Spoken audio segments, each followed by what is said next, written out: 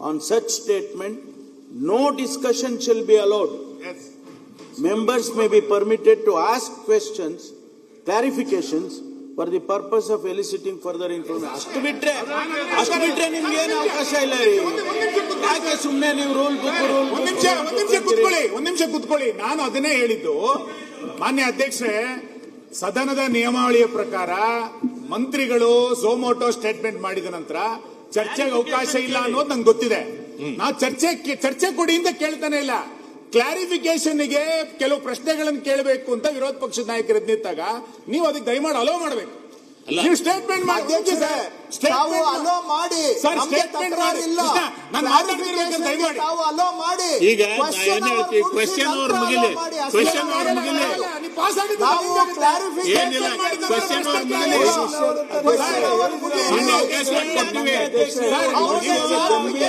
Clarification ಕೇಳಲಿಕ್ಕೆ ಅವಕಾಶ ಮಾಡಿಕೊಡ್ತೀವಿ. ಕ್ವೆಶ್ಚನ್ ಅವ್ರ ಮುಗಿಲಿ, ದಯವಿಟ್ಟು ಕುಂದ್ರಿ, ದಯವಿಟ್ಟು. ಕ್ಲಾರಿಫಿಕೇಶನ್ ಆದ ನಂತರ ಅದೊಂದು ಪದ್ಧತಿ ಮೇಲೆ ಬಂದಿದೆ.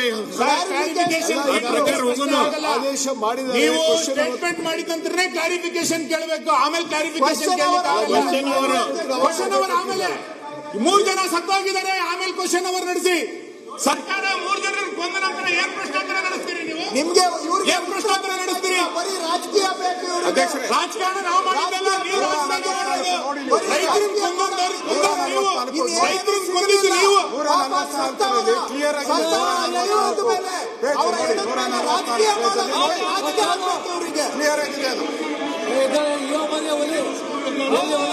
ಅದರಲ್ಲಿ ಪ್ರಾಣ ಹೋದವ್ರ ಮೇಲೆ ರಾಜಕೀಯ ಮಾಡ್ತಾ ಇದ್ದಾರೆ. ರಾಜಕೀಯ ಆಗ್ಬೇಕು ಇವರಿಗೆ.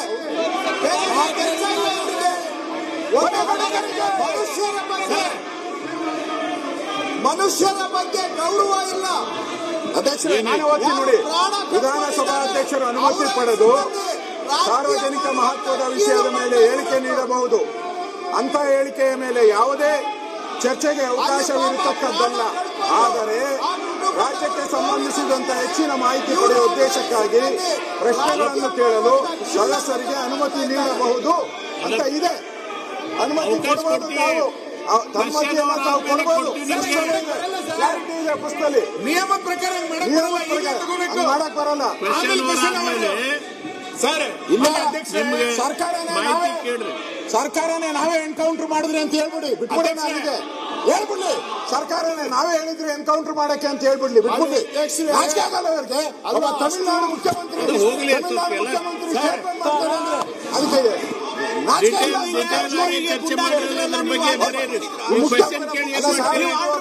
ಬಿಟ್ಬಿಡಿ.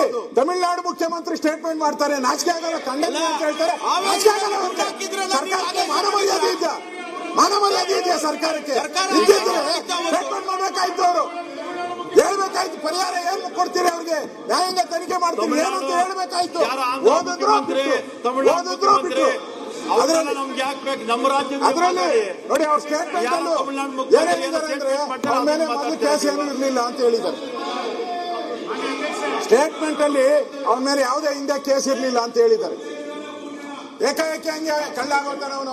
ಮಾನ್ಯ ಅಧ್ಯಕ್ಷ, ಸ್ಟೇಟ್ಮೆಂಟ್ ಅಲ್ಲಿ ಅಧ್ಯಕ್ಷ ದಯಮಾಡಿ ಏನೋ ಇಲ್ಲ, ಸಚಿವರು ಸ್ಟೇಟ್ಮೆಂಟ್ ಮಾಡಿದ ನಂತರ ಕ್ಲಾರಿಫಿಕೇಶನ್ ಅವಕಾಶ ಕೊಡಬೇಕು.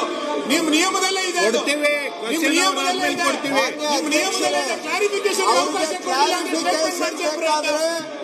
ಸ್ಟೇಟ್ಮೆಂಟ್ ಮಾಡಿದ್ರೆ ಕ್ಲಾರಿಫಿಕೇಶನ್ ಕೊಡಬೇಕು. ನಿಯಮದಲ್ಲೇ ಇದೆ, ನೀವು ಅದಕ್ಕೆ ಅವಕಾಶ ಕೊಡಲ್ಲ. ಅವಧಿಯ ನಂತರ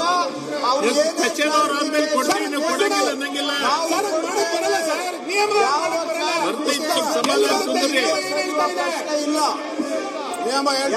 ನಿಯಮ ಚರ್ಚೆಗೆ ಸರ್ಕಾರ ತಯಾರಿದೆ ಸರ್. ಕ್ಲಾರಿಫಿಕೇಶನ್ಗೆ ಉತ್ತರ ಕೊಡ್ತೇವೆ. ಇಲ್ಲ ಅಂತ ಪ್ರಶ್ನೋತ್ತರ ಅವಧಿ ನಿಯಮ ನಾವು ನಿಯಮ ಬಿಟ್ಟು ಏನೋ ಬೇರೆ ಕೊಡಿ ಅಂತ ಕೇಳ್ತಾ ಇಲ್ಲ. ನಾವು ಕೇಳ್ತಾ ಇರೋದು ಸಚಿವರು ಸ್ಟೇಟ್ಮೆಂಟ್ ಮಾಡಿದ ನಂತರ ಕ್ಲಾರಿಫಿಕೇಶನ್ ಅವಕಾಶ ಕೊಡಿ.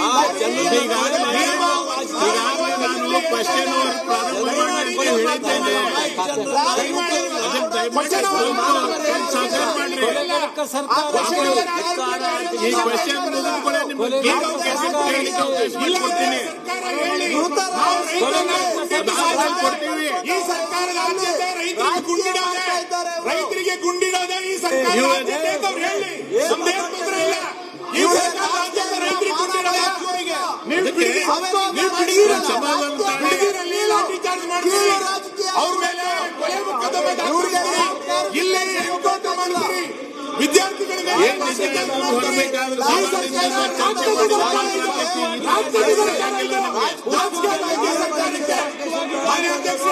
ನಾಚಿಕೆ ಆಗಬೇಕು.